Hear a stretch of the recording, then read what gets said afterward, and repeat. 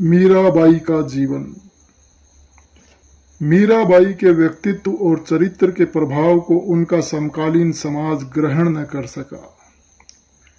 जिस राज परिवार में मीराबाई का विवाह हुआ, वह मीराबाई को हमेशा अपने कुल का एक कलंक ही मानता रहा और राजस्थान के तत्कालीन इतिहासकारों ने उनके नाम का केवल साधारण सा उल्लेख ही किया है।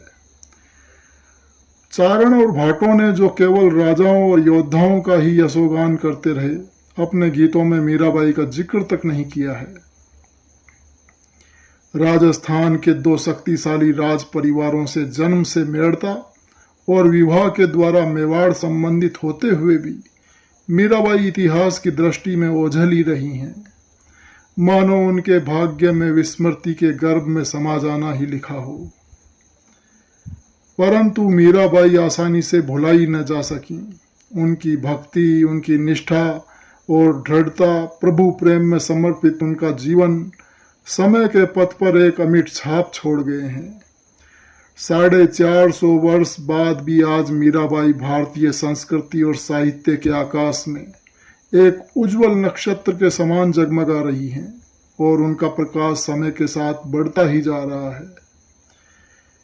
इतिहासकारों द्वारा उपेक्षित होने पर भी वे अपने चित्ताकर्षक गीतों द्वारा जन साधारण के हृदय में जीवित रहीं। उन गीतों द्वारा जिनकी प्रेरणा और लोकप्रियता आज तक भी कम नहीं हुई है। उस समय के राजा महाराजा आज केवल इतिहास के पृष्ठों में ही रह गए हैं, परंतु समय के साथ मीराबाई की महिमा और लोकप्रियता बढ़ती गई और आज वे अपने समय की सबसे भावपूर्ण और प्रभावशाली कवयित्री मानी जाती हैं। मीराबाई के जीवन पर अनेक आधुनिक विद्वानों ने खोज की है, परंतु लगभग सभी विद्वान स्वीकार करते हैं कि उनके जीवन की विस्तृत जानकारी नहीं मिलती और उनके जीवन के बारे में निश्चित रूप से कुछ नहीं कहा जा सकता। उनके जीवन के विषय में प्रमुख स्रोत इस प्रकार हैं। एक तो यह कि मीराबाई के अपने आत्मकथात्मक पद, दूसरा मीराबाई के बाद आने वाले भक्तों और कवियों की रचनाएं, और तीसरा पिछले 150 वर्षों में विद्वानों द्वारा ऐतिहासिक घटनाओं के आधार पर निकाले गए निष्कर्ष। मीराबाई के पद उनकी आंतरिक भावनाओं की अनायास अभिव्यक्ति हैं, जो उन्होंने अपने जीवन में मुक्त गीतों के रूप में गाए, परंतु इस बात का कोई प्रमाण नहीं है कि वे उनके जीवन काल में ही लिपिबद्ध कर दिए गए।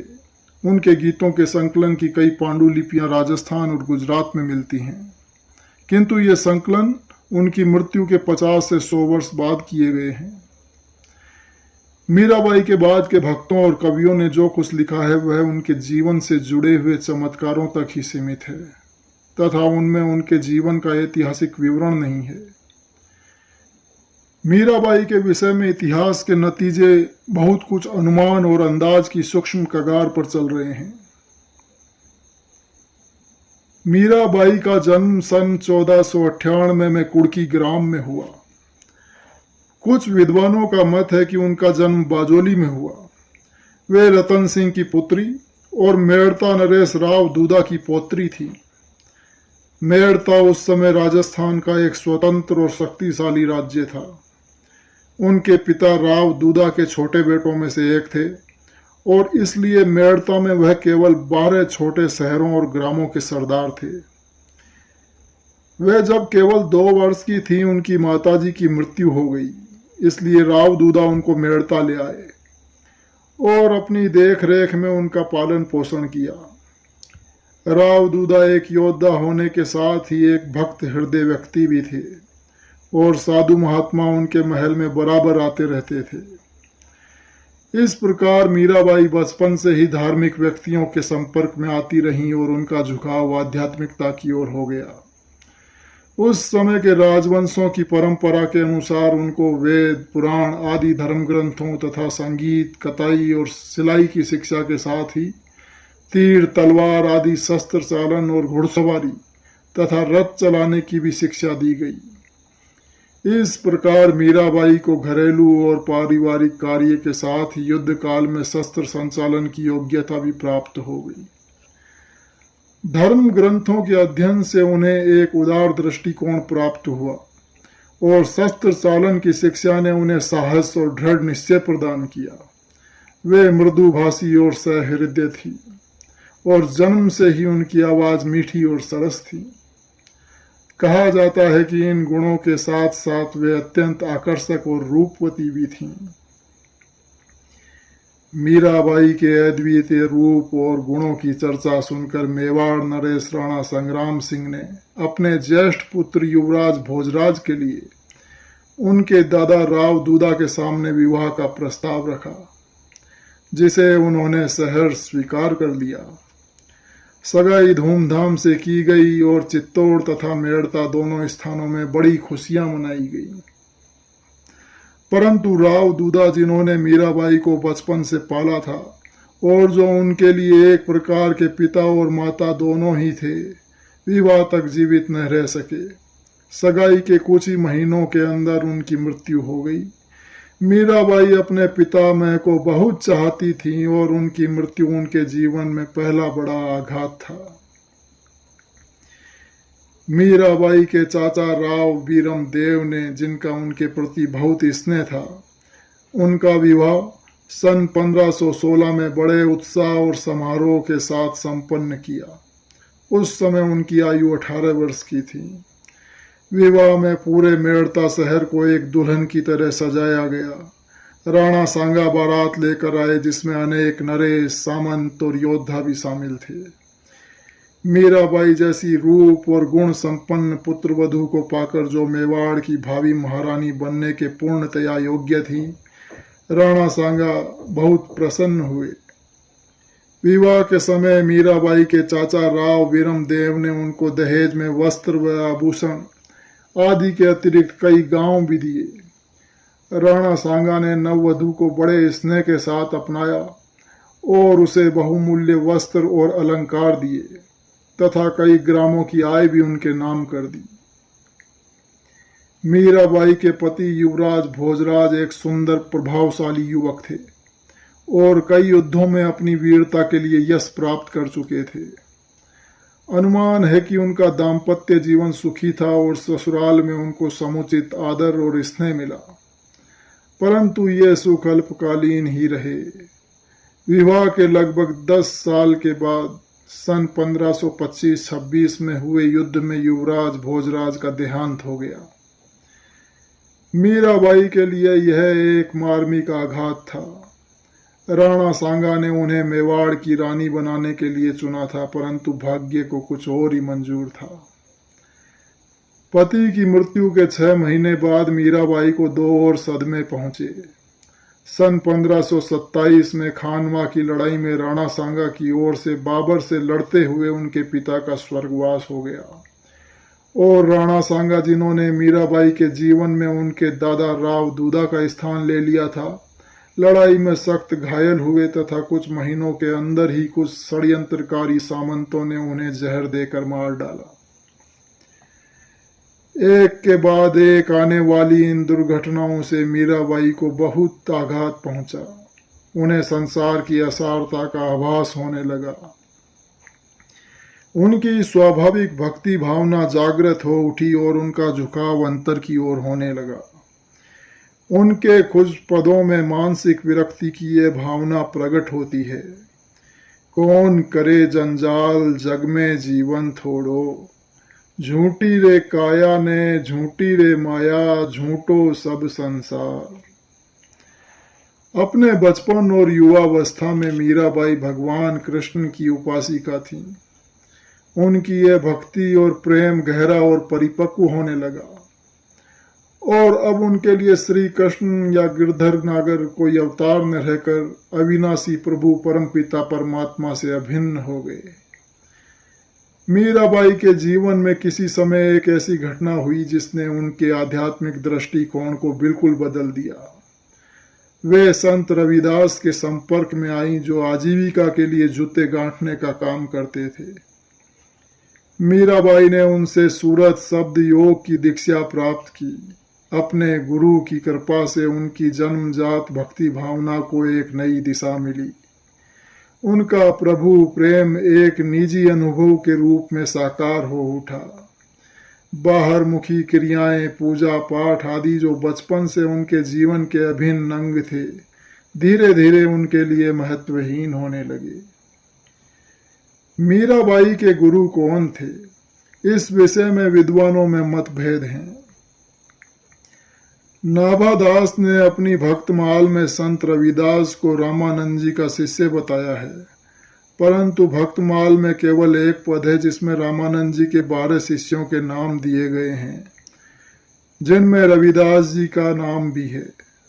इस पद के आधार पर कुछ विद्वानों ने रविदास जी का समय 14वीं शताब्दी के उत्तरार्ध से 15वीं शताब्दी के मध्य तक माना है, और इसी आधार पर वे रविदास जी को मीराबाई के गुरु नहीं मानते। मीराबाई जी ने अपने कई पदों में परमात्मा की प्राप्ति के लिए गुरु की आवश्यकता पर जोर दिया है। उनके अनुसार संत अथवा सतगुरु मुक्ति द्वार के द्वारपाल होते हैं और इस द्वार को खोलने की चाबी उन्हीं के हाथ में है। प्रभु प्रेम की कुंजी द्वारा वे ताला खोलकर आत्मा को सदा के लिए मुक्त कर देते हैं। मीराबाई कहती हैं, हरि बिना रहो न जाए, गुरा बिना तरियो न जाए। बिना प्रभु से मिले मैं जीवित नहीं रह सकती, परंतु बिना सतगुरु के वह प्राप्त नहीं हो सकता। मनुष्य जन्म को परमात्मा से प्रेम करने और उसे प्राप्त करने का अनमोल अवसर बताते हुए वे कहती हैं कि प्रभु भक्ति की सही रीति केवल उसी व्यक्ति से प्राप्त हो सकती है जो स्वयं भक्ति की पूर्णता को प्राप्त कर चुका हो। ऐसा पूर्ण पुरुष अथवा गुरु ही प्रभु प्राप्ति के मार्ग का भेद औरों को भी प्रदान कर सकता है। केवल वही उस अगम और अलख धाम का विवरण दे सकता है। मीराबाई ने कुछ पदों में अपने गुरु रविदास का उल्लेख किया है। अपने पिता और पति के परिवारों के उज्जवल नाम को कलंकित करने के आरोप का उत्तर देते हुए वे कहती हैं कि न तो मैं अपने पीहर की हूँ, न ही अपने ससुराल की। मुझे तो संत रविदास के रूप में गुरु प्राप्त हो गए हैं और उनके द्वारा प्रभु से मिलाप हो गया है। नहीं मैं पीहर सास रे, नहीं पिया जी री साथ। मीरा ने गोविंद मिलिया जी, गुरु मिलिया रविदास। मुझे रविदास जी जैसे संत गुरु के रूप में मिल गए हैं, मैं उनके दिए हुए नाम को कभी नहीं छोड़ूंगी। गुरु मिलिया माने रेदास, नाम नहीं छोड़ूं। केवल संत रविदास की कृपा द्वारा ही मीराबाई को अपने आध्यात्मिक ध्येय की प्राप्ति हो सकी। वे कहती हैं कि मैं प्रभु के धाम का पता खोजती हुई भटकती रही, परंतु कोई उसका भेद न दे सका। जब अपने सतगुरु संत रविदास से मेरा मिलाप हुआ तो उन्होंने मेरी सूरत, मेरी आत्मा को प्रभु की पहचान, उनकी निशानी प्रदान की। तब मेरी आत्मा रूहानी मंडलों में जाकर अपने प्रियतम से मिल सकी और मेरी व्यथा की अग्नि बुझ सकी। खोजत फिरूं भेद वा घर को, कोई न करत बखानी। रेदास संत मिले मोहि सतगुरु, दीनी सूरत सहदानी। मैं मिली जाए पाए पिए अपना, तब मोरी पीर बुझानी। इसी प्रकार एक अन्य पद में वे कहती हैं कि जब मुझे अपने पूरे गुरु रेदास मिले तो धूड़ धाम रूपी वृक्ष से निकलती हुई कलम वापस जाकर अपने मूल से जुड़ गई। जब मेरे सतगुरु ने आकर मुझे रूहानी मार्ग का भेद प्रदान किया तो मेरी ज्योति उस परम ज्योति से मिलकर एकाकार हो गई। गुरु रेदास मिले मोहि पूरे, धूर से कलम भिड़ी। सतगुरु सैन दई जब आके, जोत में जोत रली।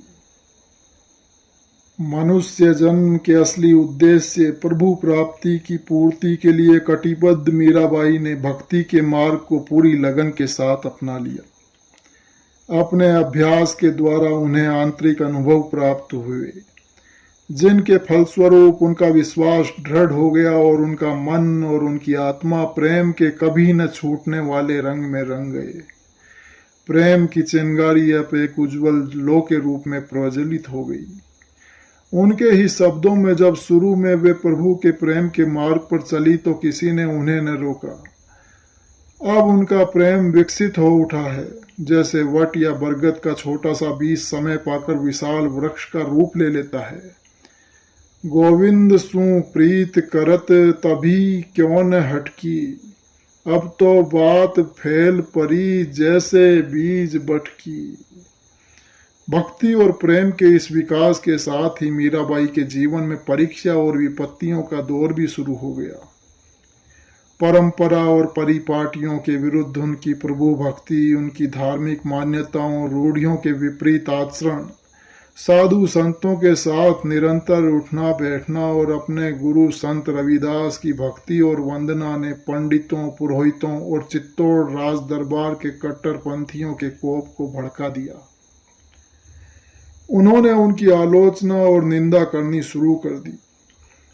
मेवाड़ के राणा और उनका राज परिवार, जो सदा से परंपराओं का भक्त, जाति भेद का पोषक और ऊंची जातियों की उच्चता का समर्थक था, जो अपनी जटिल रूढ़ियों के साथ इतना बंधा हुआ था कि अपने राजवंश की महिलाओं का और लोगों के साथ मिलना जुलना पसंद न करता था, और जो अपनी प्रतिष्ठा के गर्व में डूबा रहता था, वह इस बात को सहन न कर सका कि राज परिवार की एक बहु साधारण लोगों से मिले जुले और एक ऐसे महात्मा को गुरु माने जो व्यवसाय से जूते गांठने का कार्य करते थे। उच्च वर्ण के कट्टरपंथी लोग राज परिवार और सामंत आदि मीराबाई की कटु आलोचना करने लगे। उनके आक्रोश और निंदापूर्ण वचनों का जब उन पर कोई असर न हुआ तो उन्होंने उनके विरुद्ध षड्यंत्र रचने और राणा के कान भरने शुरू कर दिए।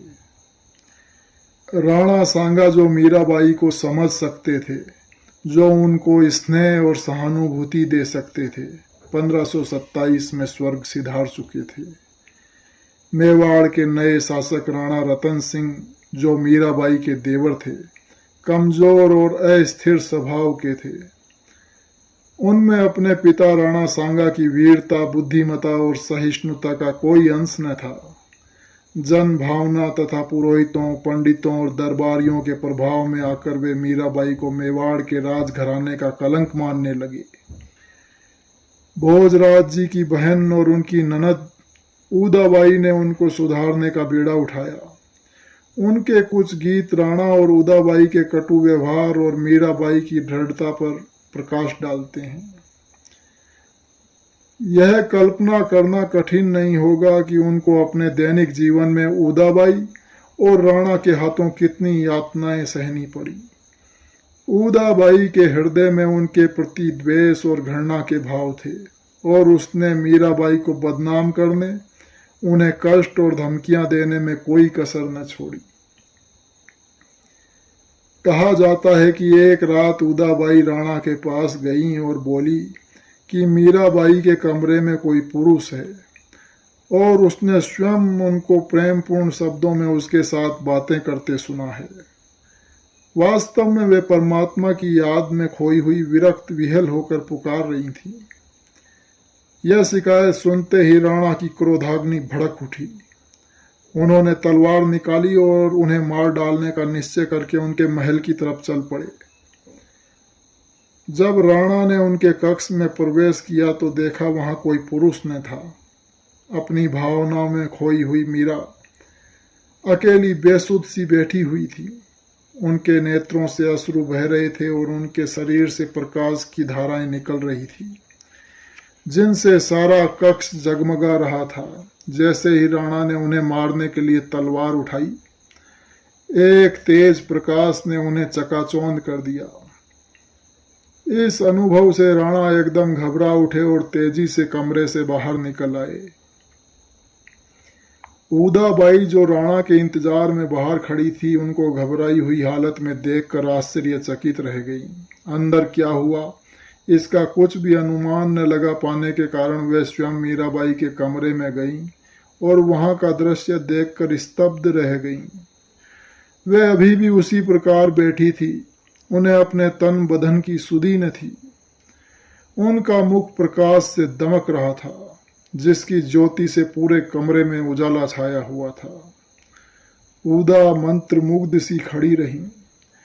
मीराबाई की महानता का उन्हें आभास होने लगा और उनके विरुद्ध षड्यंत्र रचने के लिए उन्हें बहुत दुख और खेद हुआ।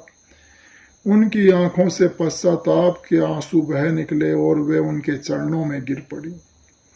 कोमल हृदय मीराबाई ने उदाबाई को स्नेह के साथ उठाया और सांत्वना प्रदान की। कहा जाता है कि राणा ने और 2 स्त्रियों को मीराबाई को सुधारने के लिए भेजा, पर दोनों ही उदा की तरह उनकी प्रशंसक बन गई। मीराबाई अब प्रभु प्रेम में पूर्णतया डूब चुकी थीं। उनका मन प्रभु के दर्शन और उनके मिलाप की उत्कंठा में निरंतर लीन रहने लगा। वह सदा टकटकी लगाए प्रभु के आने के इंतजार में पथ निहारती रहती। उनकी रातें निंद्रा रहित बीतती और उन्हें अन्न नहीं भाता था। वह इस प्रकार तड़पती थीं जैसे जल के बिना मीन तड़पती है। अपने प्रियतम से मिलने की उनकी व्याकुलता इतनी तीव्र थी कि जब किसी ज्योतिषी ने उनका भविष्य बताना चाहा, तो उन्होंने सिर्फ एक ही प्रश्न जो उनके मन में था पूछा कि ए अच्छे ज्योतिषी, मुझे बताओ मैं अपने प्रिय प्रभु से मिलाप कब प्राप्त करूंगी। थे कहो मने जोशी, राम मिलन कद होसी। ज्योतिषी के पास इस प्रश्न का कोई उत्तर न था। मीराबाई के ऐसे कई पद हैं जिनसे पता चलता है कि राणा ने उन्हें उनके भक्ति मार्ग से हटाने के लिए अनेक प्रयत्न किए, परंतु राणा के कठोर वचनों और धमकियों का उत्तर वे सदा कोमलता और गंभीरता के साथ देती रहीं। आप एक पद में कहती हैं, भली बुरी तो मैं नहीं कीन्ही, राणो क्यों है रिसायो, थाने माने देह दीवी है, ज्यारो हरि गुण गायो। राणा जी, तुम मुझे क्यों मारना चाहते हो? मैंने न कभी तुम्हारा अनिष्ट सोचा और न ही मैंने कोई बुरा कार्य किया है।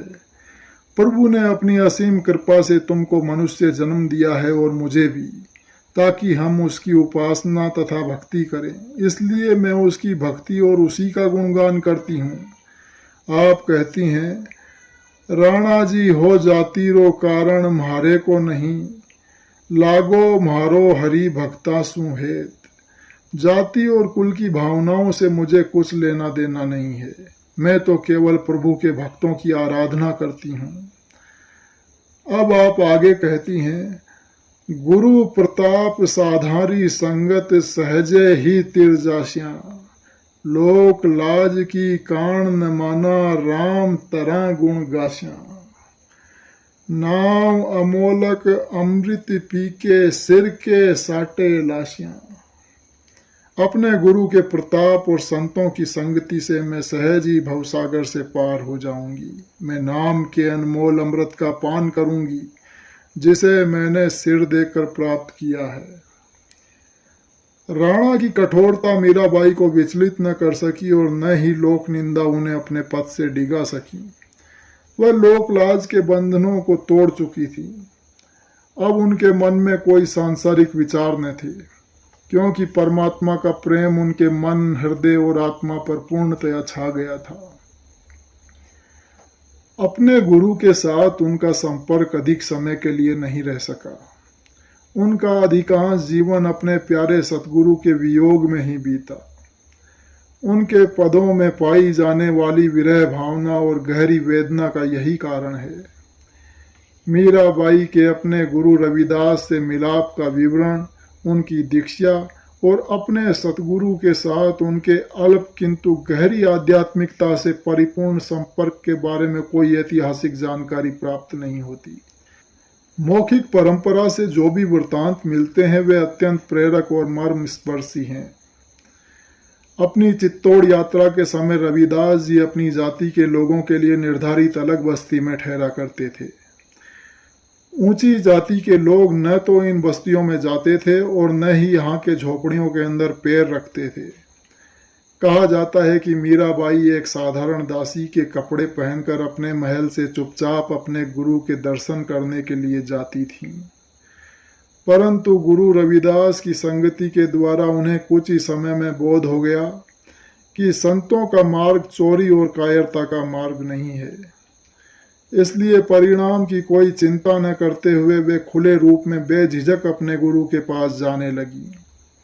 वे जाति भेद और ऊंच नीच की चिंता न करते हुए अपने गुरु के अन्य साधारण शिष्यों के बीच बैठती, गुरु रविदास के चरणों में मस्तक झुकाती और उनके हाथ से प्रसाद ग्रहण करती। जब तक गुरु रविदास चित्तौड़ में रहे वे प्रतिदिन उनके दर्शन के लिए जाती रहीं। इस बात की पुष्टि मीराबाई के एक पद से होती है जिसमें उदाबाई उन पर आक्षेप लगाती हैं कि वे हर सुबह उठकर शहर से बाहर साधारण बस्ती में जाती हैं। उदाबाई कहती हैं कि हे मीरा, अब कहना मान लो, तुम्हें तुम्हारी सखियां तक समझा रही हैं, राणा रानियां और पूरा परिवार ही तुम्हें मना कर रहा है, सभी तुम्हें मना करते हैं, फिर भी तुम सुनती नहीं। साध संगति में बैठ बैठ कर तुमने अपनी लाज और प्रतिष्ठा खो दी है। तुम नित्य प्रति सवेरे उठकर शहर से बाहर साधारण बस्ती में जाती हो, इस प्रकार तुमने अपनी कुल पर कालिख लगाई है। अब मीरा मान लीजो मारी, होजी थाने सखियां बरजे सारी, राजा बरजे रानी बरजे बरजे सब परिवारी, साधन के ढिंग बैठ बैठ लाज गमाई सारी, नित प्रति उठी नीच घर जाओ, कुल कूं लगाओ गारी। मीराबाई उत्तर देते हुए कहती हैं, तार्यो पीहर सासरो तार्यो, माय मोसाड़ी तारी, मीरा ने सतगुरुजी मिलिया चरण कमल बलिहारी। परंतु समझाने बुझाने के बाद भी जब मीराबाई ने रविदास जी के दर्शन के लिए उनके यहाँ जाना बंद न किया तो राणा ने उनके महल पर सख्त पहरा बैठा दिया ताकि वह गुरु दर्शन के लिए न जा सके। इस कठोर नियंत्रण का संकेत उनके कुछ पदों में मिलता है। पहरो भी राख्यो चौकी बिठायो, ताला दियो जुड़ाए। पर उनको अब कोई नहीं रोक सकता था। कहा जाता है कि वे अपनी ओढ़नियों की रस्सी बनाकर उनके सहारे महल की ऊंची दीवारों से उतरकर रविदास जी के पास जाने लगी। अपने गुरु के प्रति गहरी भक्ति और प्रीति के फलस्वरूप मीराबाई के अंतर में आत्मिक अनुभव होने लगे। इनका कुछ बोध वे अपने पदों में देती हैं और स्पष्ट रूप से कहती हैं कि यह प्रसाद उन्हें अपने गुरु की कृपा द्वारा प्राप्त हुआ है। हे प्रभु, मेरे हृदय मंदिर में पधारो, मैं आपकी राह देख रही हूँ। धरती और आकाश के बीच प्रभात के उज्जवल रंग मूसलाधार वर्षा की तरह फैल रहे हैं। अपने गुरु के प्रताप से मैं प्रभु के नाम का सुमिरन कर रही हूँ। अंतर में दोनों मंडलों के बीच नाम के कमल में मैं सुखपूर्वक स्थित हूँ। बंकनाल के पार मुरली की मधुर धुन अपने गुरु की कृपा से मुझे सुनाई देने लगी है। मेरी सुहागिन आत्मा इस शरीर रूपी शहर में आनंद मग्न है। अपने दयालु गुरु से मिलने पर मेरा जन्म मरण का भय नष्ट हो गया है। दाएं और बाएं के बीच की गली में अब मेरी आत्मा निवास करने लगी है। मीराबाई कहती हैं, जब से मुझे सब प्रकार से समर्थ गुरु मिले हैं तब से मुझ में पूर्ण विश्वास और प्रतीति आ गई है। मीराबाई अपने गुरु के वियोग में तीव्र वेदना और गहरी उत्कंठा का वर्णन करते हुए परमात्मा को भी प्रेम की उसी भावना से संबोधित करती हैं। उनके बहुत से पदों में गुरु और परमात्मा अभिन्न हो गए हैं और अपने कई गीतों में वे कहती हैं कि गुरु और परमात्मा एक ही हैं। मुझे सतगुरु मिल गए और उनके द्वारा मुझे सत्य का बोध हो गया। मैंने अनादि अनंत साहिब को पा लिया। यदि मैं उन्हें न पाती तो संसार में जन्म मरण के क्रम में भटकती रहती। सतगुरु मिलिया सूंझ पिछाणी, ऐसा ब्रह्म में पाती, साहब पाया आदि अनादि, नातर भव में जाती। मेवाड़ के रूढ़िवादी कट्टरपंथियों का द्वेषपूर्ण विरोध बढ़ता ही गया। मीराबाई के सतगुरु प्रेम ने उनकी क्रोधाग्नि में घी का काम किया। परंतु सभी प्रकार के विरोध और शत्रुतापूर्ण व्यवहार पर भी वे शांत और निर्विकार रहीं। लोग कहने लगे कि वे पथ भ्रष्ट हो गई हैं, वे अपने कुल के लिए एक कलंक हैं, वे भले बुरे की समझ खो बैठी हैं और यहाँ तक कि वे पागल हो गई हैं। मीराबाई अपने एक गुजराती पद में उत्तर देती हैं, पागल, हाँ मैं पागल हूँ, परंतु अपने इस पागलपन के द्वारा मैंने मनुष्य जन्म के असली ध्येय को प्राप्त कर लिया है। वे आगे कहती हैं, प्रभु प्रेम का जो रस देवी देवताओं को भी दुर्लभ है, उस रस का आनंद यह पागल निरंतर लेती रहती है। हे लोगों, तुम मुझे पागल पागल क्या कहते हो? तुम जैसे पागलों का सभी कार्य प्रभु स्वयं संपूर्ण करते हैं। राणा रतन सिंह का राज्यकाल सन 1531 में एकाएक समाप्त हो गया, जब उसने अपने मामा सूरजमल की हत्या करने के प्रयास में अपने ही प्राण गंवा दिए। परंतु मीराबाई के प्रति वैर भाव रखने वाले राणा रतन सिंह की मृत्यु के बाद उनकी विपत्तियों का अंत न हुआ। मेवाड़ का नया शासक राणा विक्रमादित्य अदूरदर्शी, हठी और चरित्रहीन था। अपने दरबारियों और पंडितों के बहकावे में आकर वह शीघ्र ही उनके प्रति शत्रुता की भावना रखने लगा। पुरोहितों और सामंतों से विचार विमर्श करके उसने मीराबाई को विष देकर मार डालने का निर्णय किया। दयाराम नामक एक व्यक्ति को सोने के कटोरे में विष ले जाकर उनको चरणामृत के नाम से देने के लिए भेजा गया। उदाबाई को इस षड्यंत्र का पता चल गया और उन्होंने तुरंत जाकर मीराबाई को चेतावनी दी, परंतु उन्होंने कभी चरणामृत लेने से इनकार नहीं किया था। अतएव ये जानते हुए भी प्याले में विष है, उन्होंने सहर्ष उसे पी लिया। कुछ समय बाद राणा ने अपने आदमियों को भेजा कि उनके शरीर को उठाकर वन में डाल आएं, परंतु उन पर विष का कोई असर नहीं हुआ था। जब राणा के आदमी पहुंचे तो उन्होंने उनको आत्मस्मृत होकर भजन गाते हुए पाया। उनका मुख दिव्य प्रेम की अलौकिक ज्योति से जगमगा रहा था।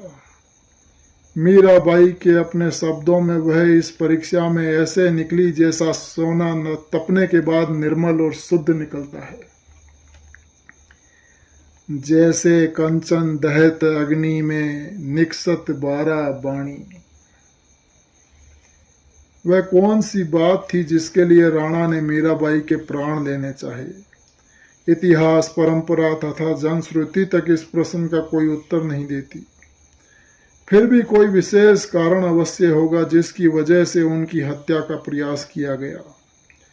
संभव है संत रविदास उस समय चित्तौड़ के निकट किसी स्थान में होंगे और उनके द्वारा अपने सतगुरु के दर्शन के लिए प्रतिदिन जाने से राज पुरोहित, पंडित, उच्च जाति के लोग और राज परिवार के सदस्य इतने क्रुद्ध हुए होंगे कि उन्होंने उनकी हत्या की योजना बनाई। अपने एक पद में मीराबाई कहती हैं, कुछ दुष्ट लोगों ने प्रतिदिन मुझे अपने गुरु के सत्संग में जाते देख लिया। मैं तो खुश हूँ क्योंकि परमात्मा ने अपने न्याय में मुझे सच्चा और दुनिया को झूठा पाया। अब कोई निंदा करे या स्तुति, मैं तो अपनी ही राह चलूंगी। साध संगत में नित उठ जाता, दुर्जन लोका दीठी। मैं म्हारी गिरधर न्याव नवेरो, और दूनी सब झूठी। भावे कोई निंदो, भावे कोई बंदो, चलसी चाल फूटी। मीराबाई ने अपने कई पदों में इस घटना का उल्लेख किया है और विष को अमृत बना देने के लिए परमात्मा का आभार माना है। उनका सतगुरु प्रेम अब और तीव्र हो उठा और वे अपना पूरा दिन भक्तों और साधु संतों की संगति में बिताने लगी। एक प्रेमी भक्त के रूप में उनकी ख्याति फैलने लगी और लोग, जिसमें ज्यादातर साधारण गरीब प्रजा थी, उनके दर्शन और उनके भजनों को सुनने के लिए आने लगे। कहा जाता है कि मुगल शहंशाह अकबर भी भेष बदलकर अपने दरबार के प्रसिद्ध गायक तानसेन के साथ मीराबाई को देखने और उनके भक्तिपूर्ण गीतों को सुनने के लिए चित्तौड़ आए। उनके अद्वितीय व्यक्तित्व से प्रभावित होकर उन्होंने आदरपूर्वक सिर झुकाया और एक मूल्यवान हार भेंट में देना चाहा, परंतु मीराबाई ने उसे नम्रतापूर्वक अस्वीकार कर दिया। ऐतिहासिक दृष्टि से यह घटना उस समय की नहीं हो सकती जब मीराबाई चित्तौड़ में थीं, क्योंकि अकबर सन 1556 में गद्दी पर बैठे और उस समय तक वे चित्तौड़ छोड़ चुकी थी। युवा अकबर के मन पर मीराबाई के व्यक्तित्व का गहरा प्रभाव पड़ा और धार्मिक संकीर्णता के स्थान पर उनके मन में उदार भावनाएं उत्पन्न होने लगी, जिसके फलस्वरूप आगे चलकर उन्होंने एक विश्वव्यापी धर्म की स्थापना करने का प्रयास किया। मीराबाई की लोकप्रियता और ख्याति से राणा विक्रम का रोष दिनों दिन बढ़ता ही गया। उसने और उसके सलाहकारों ने उनके प्राणांत का एक और प्रयत्न किया। इस बार उन्होंने एक अत्यंत विषैले नाग को आभूषणों के डिब्बे में रखकर भेजा और कहलाया कि यह राणा की ओर से एक बहुमूल्य हार की भेंट है। इस घटना का मीराबाई ने अपने कुछ पदों में इस प्रकार उल्लेख किया है।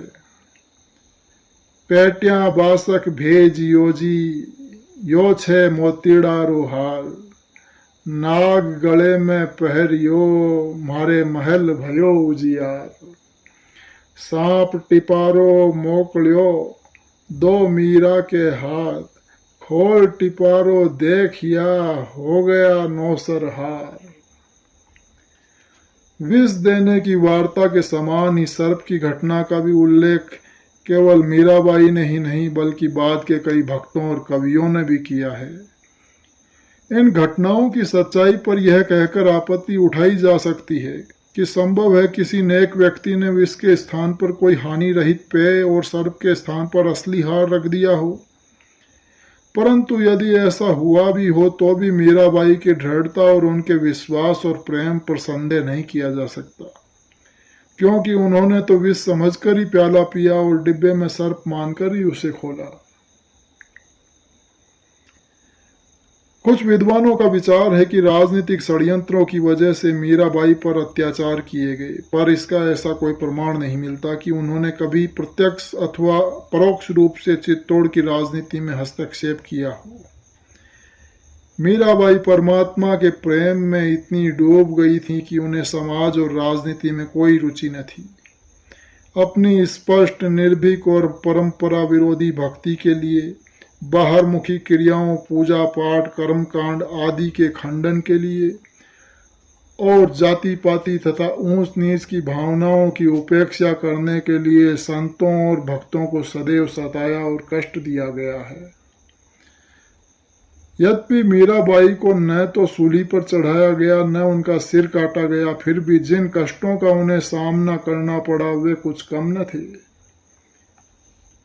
उनका पूरा जीवन ही दुख और दर्द की एक गाथा है। मीराबाई ने कभी यातना देने वालों को नहीं कोसा। उनका कोई भी दुर्व्यवहार उन्हें बदला लेने के लिए उत्तेजित न कर सका। वे इतनी कोमल हृदय और दयालु थी कि उनके मुख से कटु वचन न निकल पाते थे और अपने सताने वालों के प्रति उनके हृदय में केवल सहानुभूति के भाव होते थे।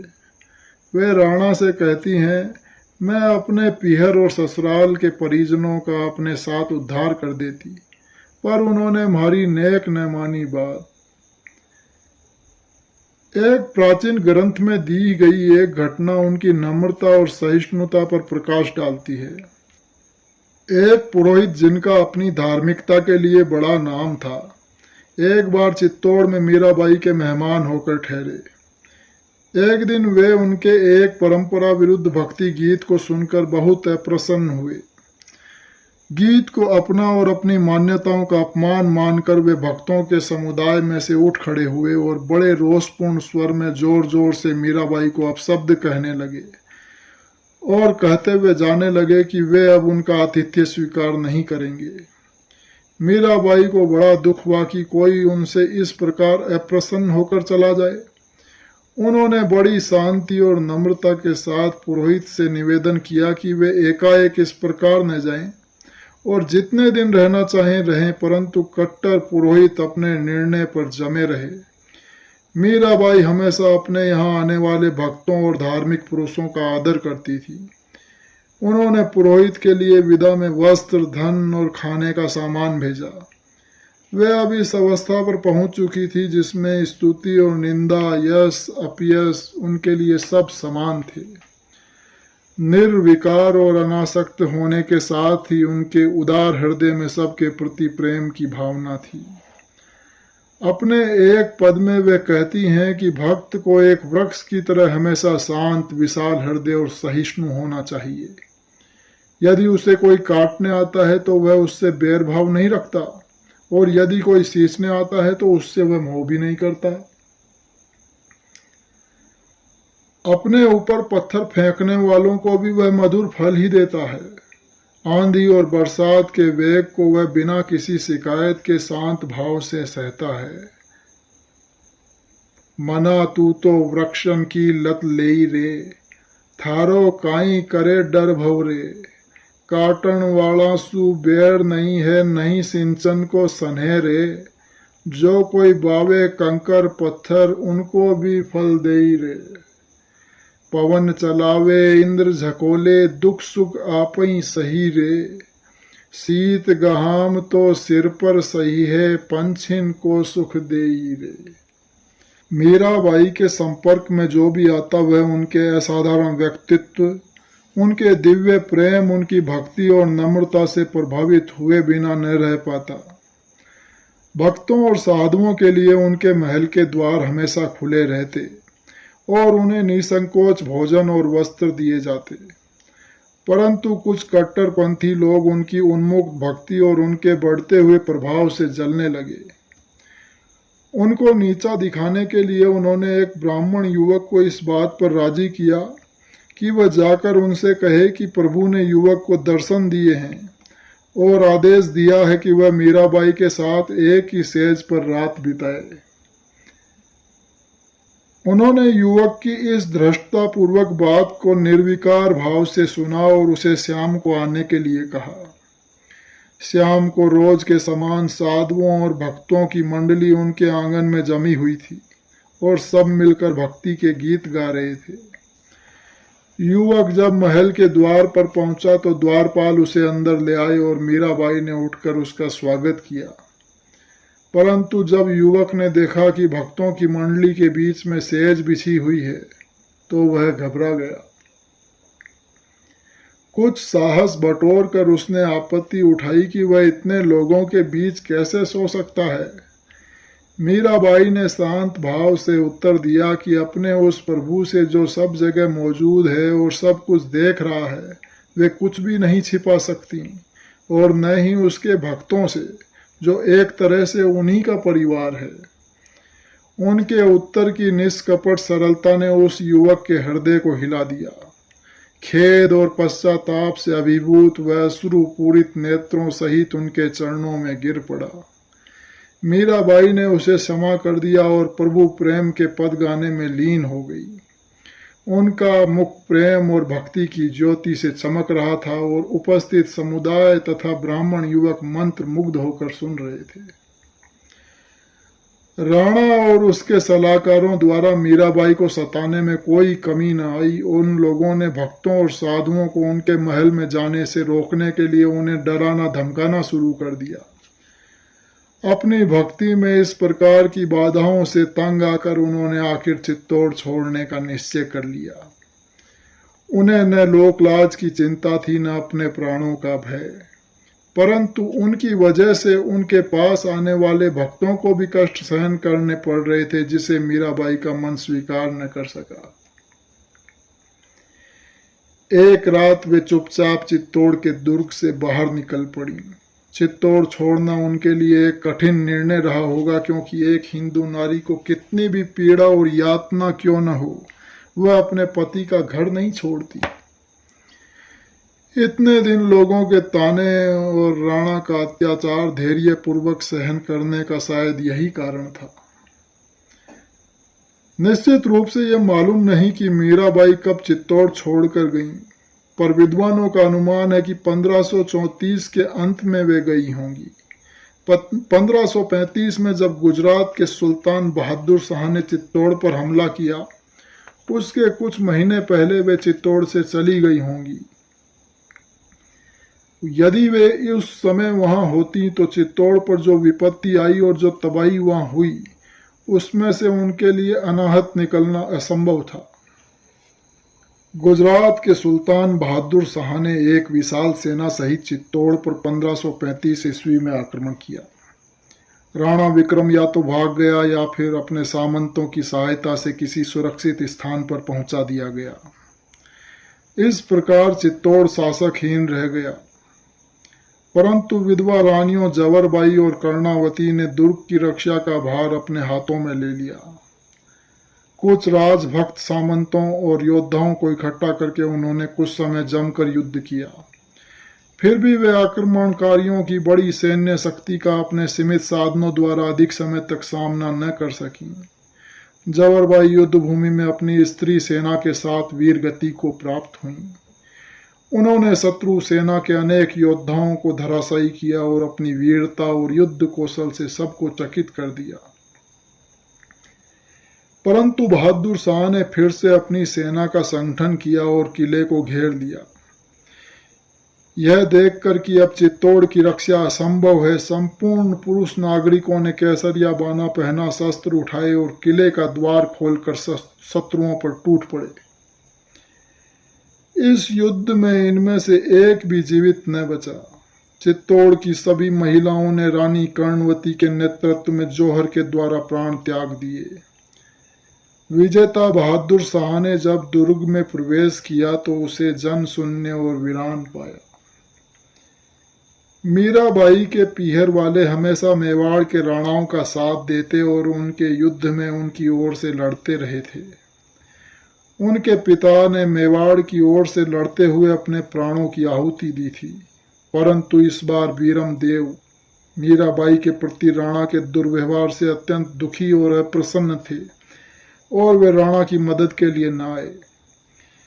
मीराबाई बहादुर शाह के आक्रमण के कुछ महीनों पहले ही चित्तौड़ छोड़ चुकी थी। यह कहा जाता है कि वे पहले अपने पीहर मेड़ता गईं।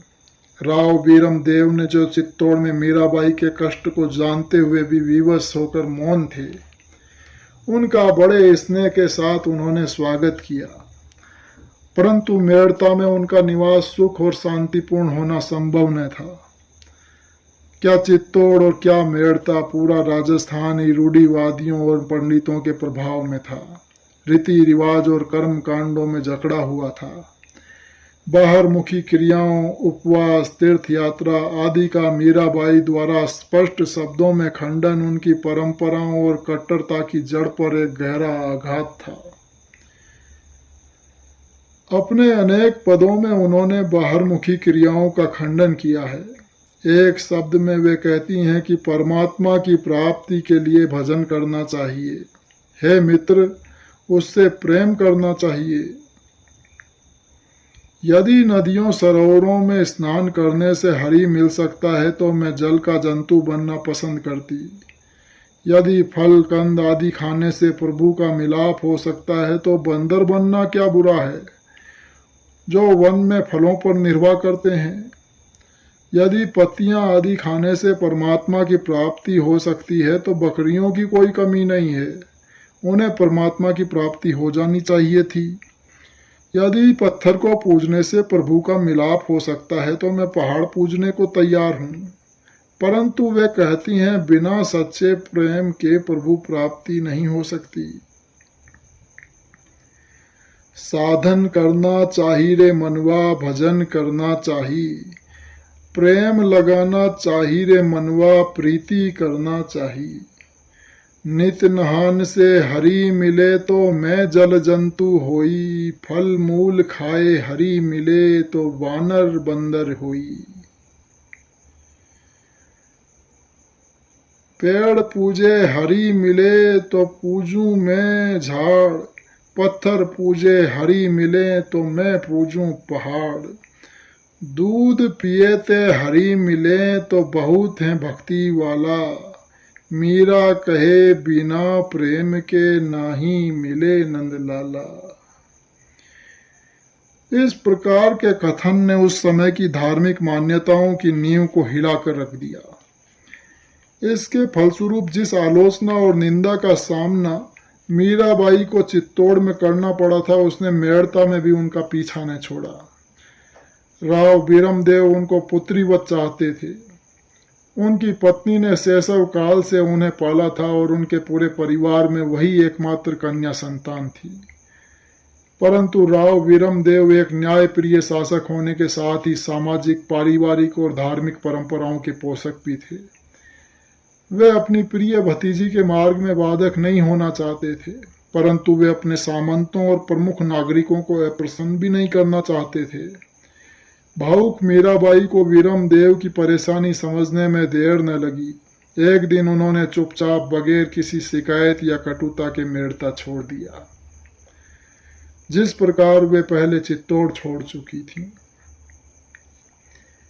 मेड़ता छोड़ने के बाद मीराबाई कहाँ गई, इस विषय में इतिहास करीब करीब मौन है और परंपरागत तथा मौखिक विवरण भिन्न भिन्न हैं।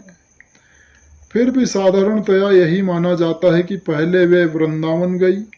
जहाँ भी वे जाती थी, वे भक्तों और धार्मिक पुरुषों की संगति में रहने का प्रयास करती थी। वे वृंदावन में जीव गोस्वामी से मिलने गई, जिनका लोग बहुत आदर करते थे और सभी धर्म पुरुषों में उनकी बड़ी धाक थी।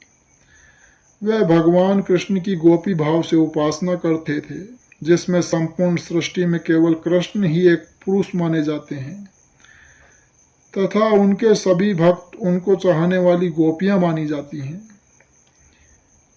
इसके साथ ही जीव गोस्वामी कठोर संयम और त्यागपूर्ण जीवन बिताते थे और स्त्रियों का मुख तक नहीं देखते थे। जब जीव गोस्वामी ने सुना कि कोई मीराबाई नामक भक्त स्त्री उनसे मिलना चाहती है, तो उन्होंने मिलने से यह कहकर इनकार कर दिया कि उनकी प्रतिज्ञा है कि वे कभी स्त्री का मुख नहीं देखेंगे।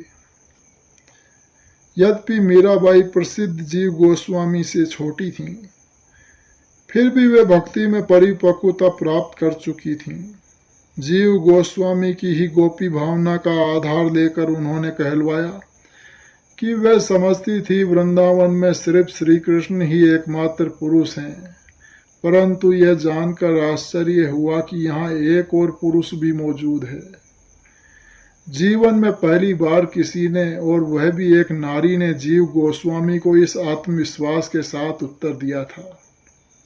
गोस्वामी की आंखों से भ्रम का पर्दा हट गया।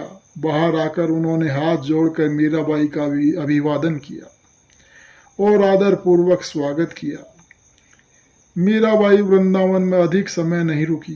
भारत के तीर्थों और धर्म स्थानों में जिस खोखले रूढ़िवाद का प्रचलन था, वह उनके भक्त हृदय को कैसे भा सकता था। कहा जाता है कि वृंदावन से मीराबाई गुजरात की ओर चल पड़ी। गुजरात यात्रा का एक ध्येय यह भी हो सकता है कि वे अपने गुरु रविदास से मिलने वहां गई हों, जो संभवतः उस समय गुजरात में थे। वे द्वारका कब पहुंची उसका कोई पता नहीं लगता। वैसे जब उन्होंने मेड़ता छोड़ा तब उनकी आयु केवल 36 अथवा 38 वर्ष की थी। आयु में कम होते हुए भी मीराबाई की भक्ति आंतरिक आत्मिक अनुभवों तथा आत्मज्ञान के द्वारा पूर्णतया विकसित हो चुकी थी। मीराबाई ने काफी समय गुजरात में बिताया। उन्होंने गुजराती भाषा में अनेक पदों की रचना की और उन्हें गुजराती साहित्य के श्रेष्ठ भक्त कवियों में गिना जाता है। विद्वानों का अनुमान है कि उन्होंने यहाँ कुछ वर्ष शांतिपूर्वक बिताए। चित्तौड़ के पतन के बाद कुछ सामंतों ने राणा विक्रम को लाकर फिर से मेवाड़ की शत विकसित राजगद्दी पर बैठाया, परंतु 1 साल के अंदर ही उसे उसके चचेरे भाई बनवीर ने मार डाला। सन 1537 में बनवीर ने अपने को राणा घोषित किया। 1540 में राणा सांगा के सबसे छोटे पुत्र और मीराबाई के सबसे छोटे देवर उदय सिंह ने कुछ राजभक्त सामंतों की सहायता से बनवीर को मार भगाया और वह स्वयं राणा बन गया। चित्तौड़ बड़े कठिन और कष्टपूर्ण समय से गुजरा था। किसी समय एक शक्तिशाली राज्य की राजधानी आज घटकर एक साधारण सूबे के समान रह गई थी। वीर पुरुषों और स्त्रियों की एक पूरी पीढ़ी ही युद्ध में अपने प्राण गंवा चुकी थी। साधारण जनता इन सब विपत्तियों के परिणाम अब भी भुगत रही थी, परंतु मेवाड़वासी मीराबाई को भूले नहीं थे। गरीब साधारण जाति के सरल परिवारों में उनके पद बड़े प्रेम के साथ गाए जाते थे। चित्तौड़वासी अब अपने दुर्भाग्य को मीराबाई पर किए गए अत्याचारों का फल मानने लगे थे। राणा रतन सिंह को अस्वाभाविक मौत मरना पड़ा। राणा विक्रम की, जिसने मीराबाई के प्राण लेने का प्रयास किया, हत्या हो गई थी और चित्तौड़ के लोग जिन्होंने उनकी निंदा की और उन्हें सताया, करीब करीब बर्बाद हो गए।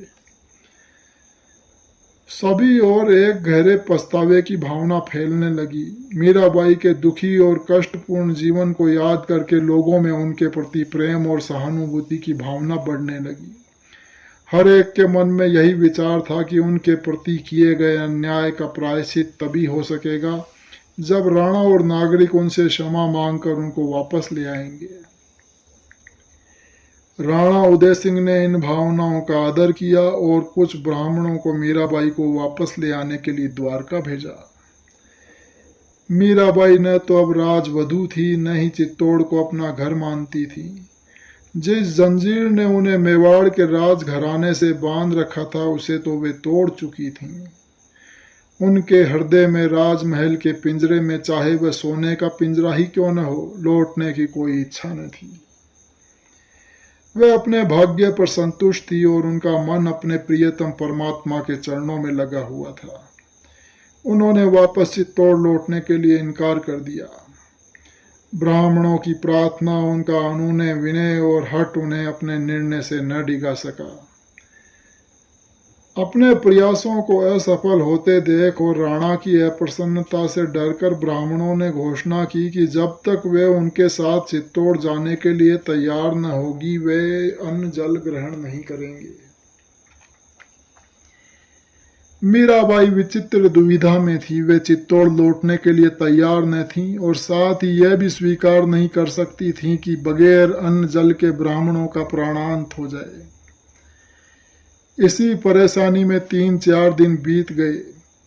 ब्राह्मणों की हालत देखकर उनका दिल पसीज गया और विवश होकर उन्होंने दूसरे दिन चित्तौड़ चलने के लिए स्वीकृति दे दी। कहा जाता है कि उस दिन शाम को वे द्वारकाधीश के मंदिर में प्रार्थना करने के लिए गईं। दूसरे दिन सुबह जब पुजारियों ने मंदिर के द्वार खोले तो मीराबाई वहां नहीं थी। केवल उनकी ओढ़नी मूर्ति के हाथ में लटक रही थी। पंडितों और पुजारियों ने यह मान लिया कि वे कृष्ण की मूर्ति में समा गई हैं। यह कथा शीघ्र ही लोकप्रिय हो गई। राजस्थान में मीराबाई की भक्ति की गाथा फैल चुकी थी और इस प्रकार के अंत की कथा ने न केवल मीराबाई की महिमा ही बढ़ाई, बल्कि उनकी मृत्यु को आत्म बलिदान का रूप भी दे दिया। ब्राह्मणों की समस्या इस प्रकार हल हो गई और वे भक्त मीराबाई के आत्मोत्सर्ग की इस कथा के साथ राणा के पास लौट आए। मेवाड़ के राणा और सामंत अपने पहले जैसे राजकीय जीवन में उलझ गए और मीराबाई को आसानी से भूल गए, क्योंकि मीराबाई के समकालीन लेखों और मेवाड़ की गाथाओं में उनके नाम का उल्लेख नहीं है। मीराबाई के गायब होने का वर्ष 1546 माना जाता है, जब उनकी आयु 48 वर्ष की थी। परंतु अपने कुछ पदों में वे अपना वर्णन करते हुए कहती हैं कि वे वृद्ध हो चुकी हैं और उनके केश श्वेत हो गए हैं। इससे यह अनुमान होता है कि मीराबाई सन 1546 के बाद तक जीवित रहीं और उन्होंने वह अवस्था पाई जिसे सही अर्थों में वृद्धावस्था कहा जा सकता है। विद्वानों ने भाटों की बहियों से मीराबाई की मृत्यु का विवरण प्राप्त करने की कोशिश की है। भाट राजस्थान के राज परिवारों के जीवन की घटनाओं का विवरण लिखते रहते थे, परंतु मीराबाई की मृत्यु के बारे में उनके लेख एक दूसरे से भिन्न हैं। डॉक्टर कल्याण सिंह शेखावत ने मीराबाई के जीवन पर खोज करते हुए मेड़ता के राज पुरोहितों की भइयों का निरीक्षण किया है। उनके अनुसार उनकी मृत्यु 1547 में द्वारका में हुई और उनका संस्कार द्वारका के पास बहने वाली गोमती नाम की एक छोटी सी नदी के किनारे किया गया। डॉक्टर शेखावत इस लेख तथा गुजरात और राजस्थान में की गई अपनी खोज के आधार पर इस निर्णय पर पहुंचे हैं कि सन 1547 में मीराबाई जी की स्वाभाविक मृत्यु हुई। मृत्यु के समय मीराबाई जी का कोई राजनीतिक महत्व नहीं था। मेड़ता और मेवाड़ के राज परिवार करीब करीब 20वीं शताब्दी के प्रारंभ तक मीराबाई जी के प्रति उपेक्षापूर्ण ही रहे हैं। भाटों और राज पुरोहितों के लेख विश्वसनीय नहीं माने जा सकते, क्योंकि वे उनकी मृत्यु के काफी समय बाद लिखे गए होंगे। संभव है उनकी मृत्यु की बात उन्होंने अपनी बहियों में तब दर्ज की हो जब समय बीतने पर उन्होंने महसूस किया हो कि वे अब इतनी महत्वपूर्ण हैं कि उनके बारे में राज परिवारों के साथ कुछ लिखा जाए। भाट राजस्थान में रहते थे और जहां भी मीराबाई की मृत्यु हुई वहां से संभवतः बहुत दूर थे। उन्होंने जो कुछ लिखा है वो सुनी सुनाई बातों के आधार पर है, सीधी जानकारी के आधार पर नहीं। फिर भी उनके लेखों से यह बात स्पष्ट होती है कि मीराबाई जी की स्वाभाविक मृत्यु हुई। आधुनिक विद्वान मीराबाई जी के परलोक गमन की विभिन्न तारीखें मानते हैं।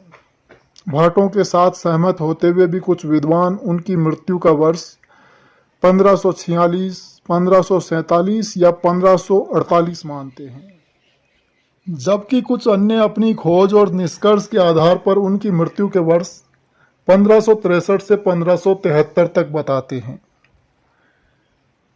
जैसा कि बताया जा चुका है, चित्तौड़ छोड़ने के बाद मीराबाई की जीवन गाथा का आधार मूलतः परंपरा, जनश्रुति और मौखिक विवरण है। हरमन गेज ने द्वारका से गायब होने के बाद मीराबाई जी के जीवन का सूत्र जोड़ने की कोशिश की है, परंतु वे मानते हैं कि उनके वर्णन का आधार परिस्थिति मूलक सबूत हैं, लिखित सबूत नहीं। उनके अनुसार द्वारका छोड़कर मीराबाई उत्तर भारत में आई और यहाँ कई स्थानों में अपनी भक्ति और प्रेम का संदेश देती हुई घूमती रहीं। चित्तौड़ के राणा उन्हें भूल चुके थे और परिपाटियों की कट्टरता और कर्मकांड की बेड़ियों में जकड़े हुए लोग मीराबाई के लुप्त हो जाने पर निश्चिंत थे। न तो उन्होंने मीराबाई को ढूंढने की कोशिश की और न ही उन्हें इस ओर कोई रुचि थी। इस प्रकार वे उत्तर भारत में निर्विघ्न रूप से घूम सकती थी और उनके आध्यात्मिक मार्ग में कोई बाधा डालने वाला न था। मीराबाई जी का कोई शिष्य नहीं था, क्योंकि उन्होंने कभी किसी को दीक्षा नहीं दी। किसी अज्ञात मध्यकालीन कवि ने मीराबाई जी की प्रशंसा करते हुए कहा है कि मीराबाई का नाम अपने ही गुणों के लिए रहेगा, क्योंकि उन्होंने न तो पुत्र को जन्म दिया और न ही कभी किसी को शिष्य बनाया। नाम रहेगो काम से सुनो सयाने लोए, मीरा सुत जायो नहीं शीस न कियो कोय। मीराबाई जी का न तो कोई सांसारिक उत्तराधिकारी था और न ही कोई आध्यात्मिक, जो उनकी जीवनी और पदों को सुरक्षित रखता। इसलिए उनके पद उनकी मृत्यु के कई साल बाद केवल मौखिक परंपरा के आधार पर लिखे गए हैं। यही कारण है कि वे व्यवस्थित रूप में जिस क्रम से वे लिखे गए उस क्रम में नहीं मिलते हैं। सभी संतों के समान मीराबाई जी ने मनुष्य जन्म को बहुत महत्व दिया है और मुक्ति की प्राप्ति के लिए इसे एक दुर्लभ अवसर माना है। वे कहती हैं कि नर देह की प्राप्ति प्रभु का एक अनमोल प्रसाद है। इसे प्रभु भक्ति में तत्परता के साथ लगाना चाहिए। यह भवसागर को पार करने के लिए एक नौका है। जय गुरुदेव।